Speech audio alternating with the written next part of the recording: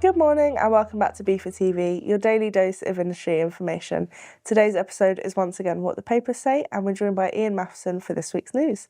So Ian, thank you so much for joining us this morning. What have you got for today's episode? Should we begin with air freight? I think we should. Okay. The market intelligence firm Zenita, they've revised their outlook for 2026 following the disruption that's been caused by the conflict in the Middle East.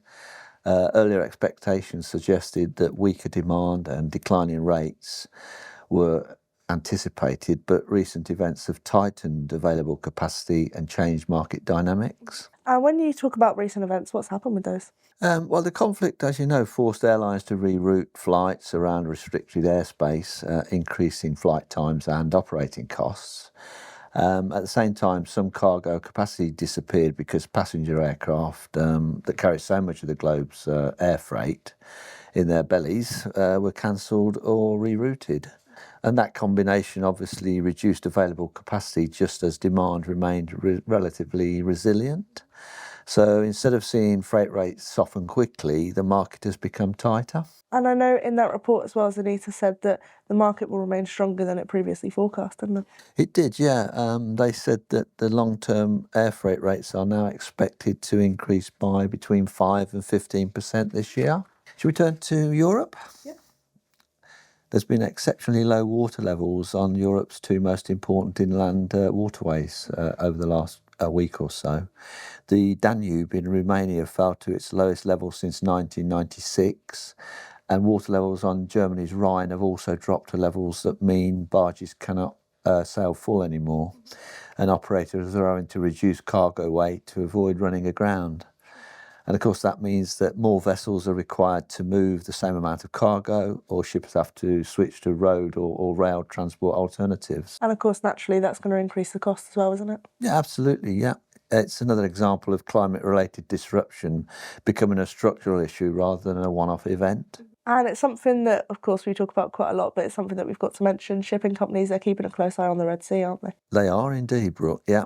Some operators have returned, as we talked about last week, but piracy concerns and an escalation of conflict in the Gulf and Arabian Peninsula continue to discourage a full return to the route. I think the industry had hoped that traffic through the Suez Canal would gradually recover, but security risks remain very unpredictable, and the prospects for the logistics infrastructure and logistics services has actually deteriorated over the last week. Many shipping lines are still sailing around the Cape of Good Hope despite the longer voyage times, because it offers greater certainty for crews, vessels and cargo. But that also, it carries its wider consequences, doesn't it?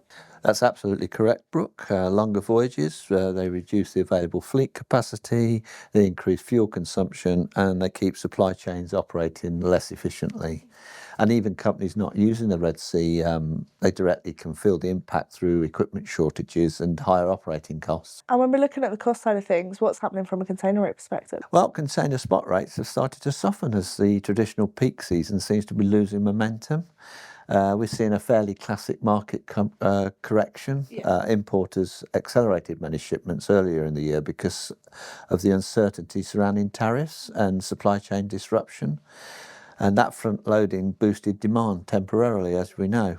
Now that many inventories are already replenished, booking activity has eased and carriers are facing more competition for available cargo. So essentially what we're seeing is we're seeing the rates fall but not collapse. Yeah, the market remains healthier than during the severe downturn of 2023, but most analysts expect carriers to continue managing capacity to carefully prevent significant rate erosion. And finally, I know there's been an interesting development for northern shipping routes as well, hasn't there? Yes, there has, Brooke. The Chinese shipping line Sea Legend is planning to resume and actually expand container services between China and Europe using the Arctic route during the summer navigation season. I understand it's potentially going to be a weekly service, and I understand the first sailing of the season will be leaving Ningbo on August the 12th, headed for Felixstowe. It's an ambitious move. The Northern Sea route, as you know, offers a significantly shorter journey between Asia and Northern Europe compared with the Suez Canal or the Cape of Good Hope routes. that can reduce transit times and fuel consumption, but it's not really a replacement for traditional routes. The Arctic passage remains highly seasonal. Operators must contend with ice conditions, specialised vessel requirements, insurance considerations, and limited emergency infrastructure. So for now, as far as I'm concerned, it's a niche option, but one that's becoming increasingly interesting from a commercial perspective as operators search for alternative trade corridors. Sure, it's definitely one to keep an eye out on, especially with that first sailing. So thank you, as always, Ian, for bringing all of this to our attention. I know it will be of use to our members. That's no problem, Brooke. The links to all of the articles and the reports that we've discussed in today's episode will be in the description below. That's all for today's edition of BIFA TV, your daily dose of industry information.